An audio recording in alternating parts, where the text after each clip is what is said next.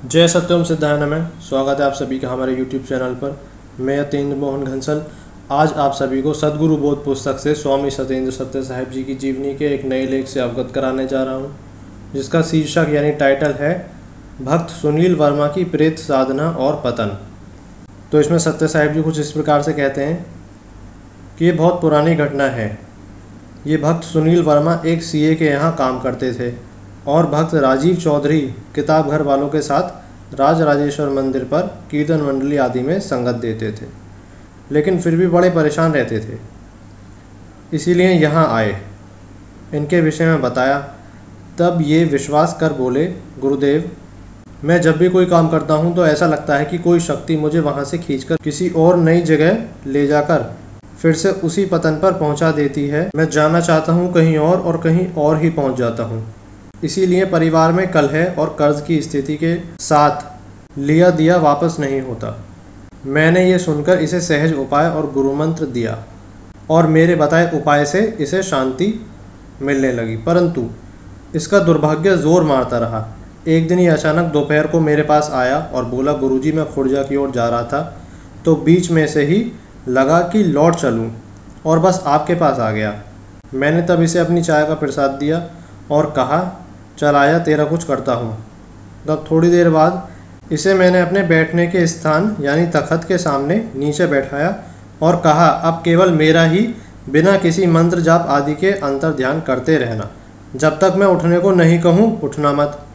और मैंने इसके सिर पर हाथ रखकर हनुमान चालीसा के 21 पाठ किए और एक पंचमुखी रुद्राक्ष मेरे पास पड़ा था, उसे देते हुए कहा, इसे कलावे में लपेटकर अपने गले में बांध ले और अभी जाकर शमशान वाले मंदिर में शिवलिंग पर दूध, जल और फूल चढ़ाना और वहाँ शमशान में जाकर किसी भी पेड़ के नीचे अपने बीच की उंगली में पिन चुभोकर 2-3 बूंद टपका देना यानी खून की, और पुनः शिवलिंग के पास बैठकर ध्यान करना और वहीं नित्य सेवा देते ध्यान करना और किसी से यह क्रिया नहीं बताना और जा तेरा भाग्य बदल जाएगा।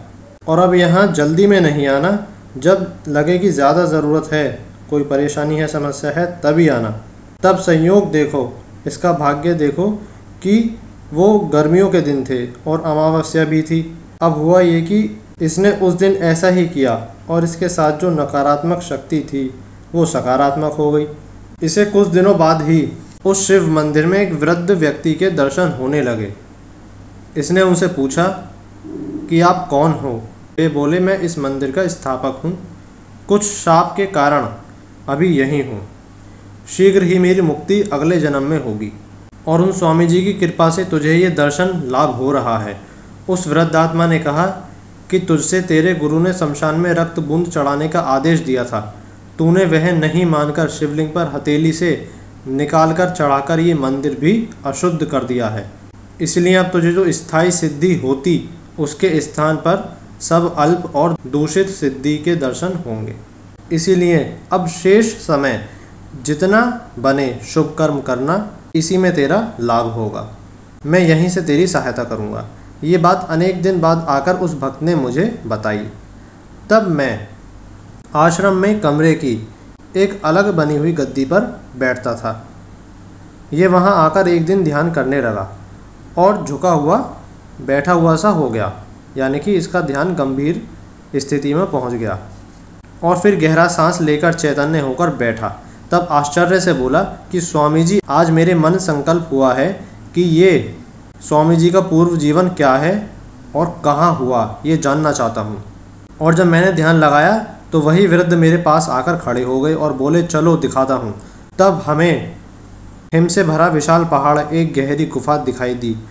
उसके अंदर जाने पर एक वृद्ध संत, जिनकी दाढ़ी और जटाएं इतनी विशाल और बर्फ में ढककर दब गई थी कि वे वहां सिद्धासन लगाए ध्यानस्थ बैठे थे। मैंने इनके और समीप जाने का प्रयास किया कि इनके पास जाकर इन्हें प्रणाम कराऊं, तो वृद्ध बोले, अरे वहां मत जाना, ये स्वामी जी हैं, ये यहाँ समाधिस्थ हैं और अपने योग शरीर से किसी योग विषय लीला को लेकर वहाँ अपने उद्देश्य पूर्ण करने के लिए बैठे हुए हैं। तुम और मैं इनके इसीलिए औरा मंडल में आते ही फिर कभी यहाँ से वापस नहीं जा पाएंगे, यहीं समाहित हो जाएंगे। तभी लगा जैसे हम उनकी शक्ति से खींचने लगे और ज़ोर लगाकर वहाँ से वापस आ गए, इसीलिए सांस चढ़ा हुआ है। गुरुजी ये क्या दर्शन है?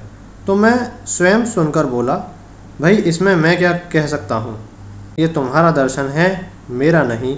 इसकी व्याख्या और चिंतन तुम करो, मैं नहीं। और सब भी बोले कि गुरुजी आप बताना नहीं चाहते हैं। मैं बोला, भाई यदि ये सत्य है तो मुझे स्मरण नहीं रहेगा, क्योंकि जानने पर फिर अपना उद्देश्य पूर्ति का और उसके संघर्ष का सारा विषाद और आनंद समाप्त हो जाता है।